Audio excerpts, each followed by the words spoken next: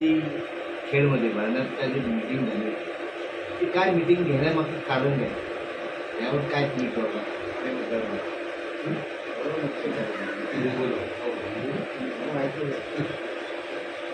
असं आहे की पक्षामध्ये काम करत असताना सातत्यानं एक मन आहे की जो चालतो त्याची पावलं दिसतात.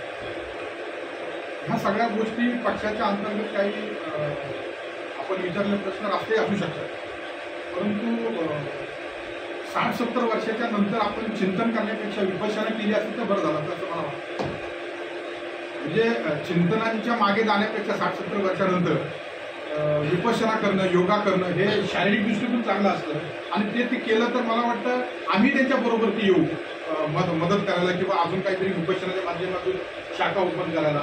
परंतु पक्षाचं काम करत असताना खऱ्या अर्थानं शिवराज शाहू आंबेडकर म्हणताना मनगटात ताकद उभी करावी लागते, कारण ही लढाई केवळ एका विशिष्ट जातीची नसून ही लढाई महापुरुषांच्या विचारावरती, लोकशाहीवरती टिकलेली आणि त्यासाठी खूप काबाड कष्ट करून उभं करावं लागतं आणि ती काबाड कष्ट करणारी जो प्रवाह आहे त्या प्रवाहाला उभं करणं काळाची गरज आहे आणि आमच्या अगोदरच्या पिढीने आम्हाला उभं केलं त्या प्रवाहामध्ये.